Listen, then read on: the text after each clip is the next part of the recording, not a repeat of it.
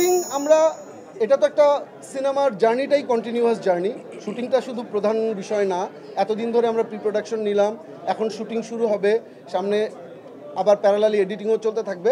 আমরা খুব শীঘ্রই এরকম যেটা বললাম খুব চ্যালেঞ্জিং লোকেশনে আমাদের কাজ হবে, সেখানে আমরা যাচ্ছি খুব শীঘ্রই।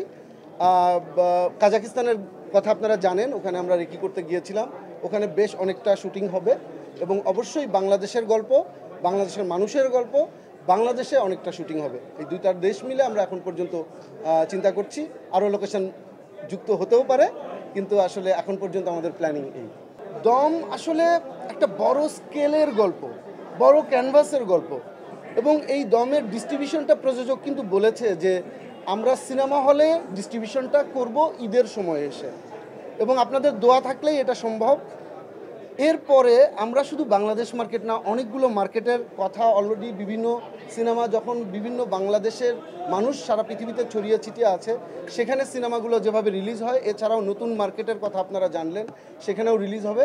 মূলত সিনেমা হলের জন্য আমরা দম করছি, এছাড়াও প্যারালাল এবং অনেক নতুন ডিস্ট্রিবিউশন মিডিয়ামে অবশ্যই দম ভবিষ্যতে আসবে, কিন্তু আমাদের মূল লক্ষ্য আসলে সিনেমা হলকে কেন্দ্র করে, এবং সেটার প্রস্তুতি হিসেবেই আমরা আসলে দম আমরা